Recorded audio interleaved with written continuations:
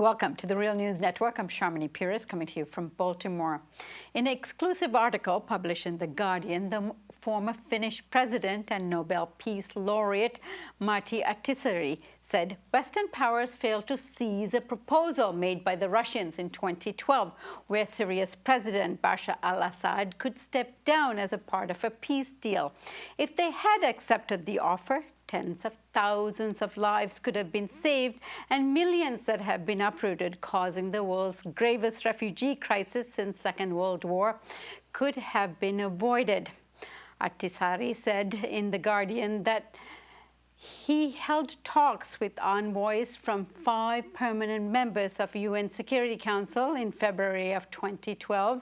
He said that during those discussions, the Russian ambassador Vitaly Churkin laid out a 3-point plan, which included a proposal for Assad to cede power at some point after peace talks had started between the regime and the opposition.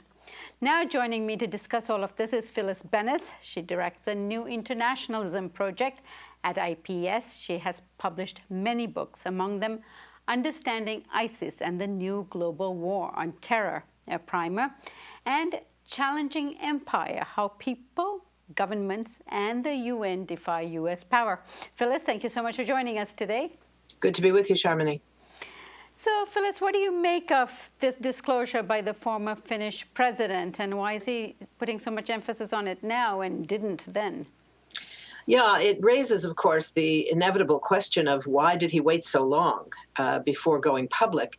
What Martti Ahtisaari says is that in a private conversation with the Russian ambassador, Vitaly Churkin, this proposal was made, a 3-part proposal of what should happen. 1, to not arm the opposition. 2, to start a dialogue between the opposition and President Assad. And 3rd, what he called finding an elegant way for Assad to step aside.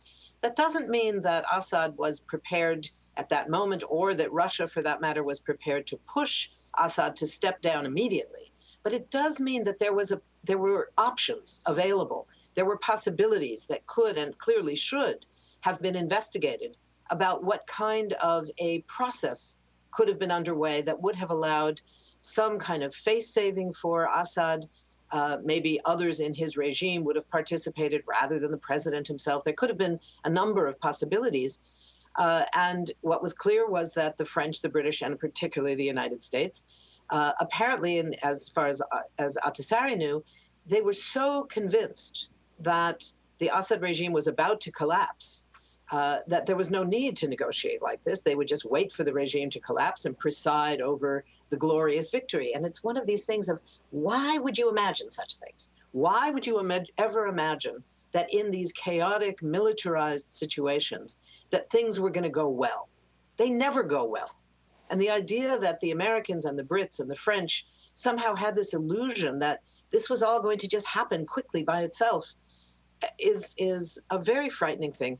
It does, of course, not resolve the question of why Martti Ahtisaari, a noted, very respected international civil servant, had worked for the UN on many occasions, won the Nobel Peace Prize because of his work in negotiating earlier agreements in other countries, why he didn't say something earlier to expose this. Now, of course, it's much more difficult, and it's not at all clear that the Russians would move in this direction at all. In fact, the Russians right now are saying, and Churkin himself is saying, that it was a private conversation he had with Ahtisaari, and he has nothing to say about it. But it does go to this question of the unwillingness of the U.S. at that time to have recognized that there were possibilities for negotiations, that it was not necessary to militarize the situation as they did, that has been the root of so much of the crisis that's now underway. Right. And from what I understand, at these talks, the 5 permanent members of the Security Council actually had doubt in terms of, at least 3 of them, he says, had doubt whether they could actually bring about Assad to step down, that the Russians could actually fail in doing so. What do you make of that? From what I understand, Assad's a very steel man in terms of his entrenchment in Syria. Well, I think that's certainly true now. Whether this would have been exactly the same back in 2012, 3 years ago, it's hard to know. And whether the Russians could essentially deliver Assad is a question. But all of these are questions that should have been taken up immediately in the context of serious multi-party diplomacy. The notion that the ambassadors of the US and Britain and France would simply throw up their hands and say, you know what, we don't think the Russians are really serious. And anyway, we don't think it matters because the Assad regime is about to fall. That's what's so shocking about this. Not surprising on some level, but shocking nonetheless, particularly given the aftermath, given the millions of people who have been forced into exile, who have lost their homes, the hundreds of thousands who have died in this war, the millions who are now on the move in these massive refugee flows. Given what the price has been, it's really shocking to see that there was no effort to determine, maybe it was true, maybe the Russians couldn't deliver, but why wouldn't they try? Maybe it was true that Churkin was not speaking for the Russian leadership at that time. That was another question, whether he actually had Moscow behind him. Why not investigate?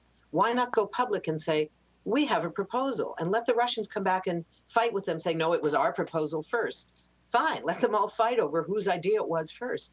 But to simply put it aside and say, we're not interested, that's what's so shocking about this whole revelation. Phyllis, in a recent article you penned on the refugee crises, you wrote, the Syrian war, and particularly the rise of ISIS, has everything to do with U.S. actions dating back to the 2003 invasion and occupation of Iraq, which gave rise to ISIS in the first place. Even now, U.S. airstrikes in Syria and neighboring Iraq are escalating the war in both places. Do take us back and give us a history lesson in terms of that foreign policy that is responsible for this crisis now we are facing. Well, the rise of ISIS, of course, despite all of the efforts by Republicans and other warmongers in this country to root the rise of ISIS in the withdrawal of U.S. troops from Iraq in 2011, the rise of ISIS began in 2004. ISIS, in an earlier iteration, it changed names many times, but the same organization rose in 2004 as one of what was then many Sunni-based militias in Iraq that came together to fight against the U.S. invasion and occupation and against the government the U.S. had put in power, the Shia-dominated sectarian government that was put in power. It rose and fell at various points during the civil war that rose in Iraq. And of course, by the time of the rise of the Arab Spring, it had faded away a little bit. It was not as visible as it had been, but it reemerged in 2012 in Syria now, at the time of the rise of the civil war and as instability grew there. So the rise of ISIS, which it's been the rise of ISIS itself and the U.S.-led coalition, the militarization of the fight against ISIS throughout the region that has led to this horrifying situation we now face with wars spreading throughout the region, weapons coming from Libya with the overthrow of Gaddafi, and the rise in U.S. and U.S.-backed bombing campaigns throughout the region. You have this extraordinary level of violence going on across the Middle East. And it's in that context that ISIS has emerged as a major player, seizing territory, et cetera.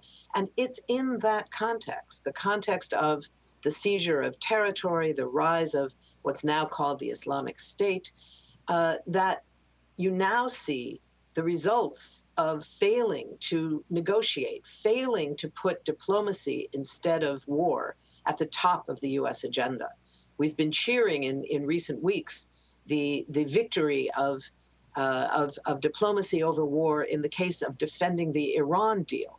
But what we now see very visibly with these new revelations from Matti Ahtisaari is how, in the case of the rise of ISIS, the ISIS war, and the war in Syria, which is at the root of the rise of ISIS, the refusal of the United States and its allies to take seriously the possibility of negotiating an end to that conflict before it ever reached this horrific level, to negotiate the stepping down maybe the stepping down, potentially the stepping down, possibly, of Bashar al-Assad, the president of Syria, would have dramatically changed the situation there. So the notion that this was simply put aside as, well, we don't think the Russians really could pull it off, and not followed up is really a horrific reality to face. Yeah, not just followed up, they could have played a role in that pressure as well. Absolutely. For Assad to step Absolutely. down. And now, of course, what we're seeing is that the rise of the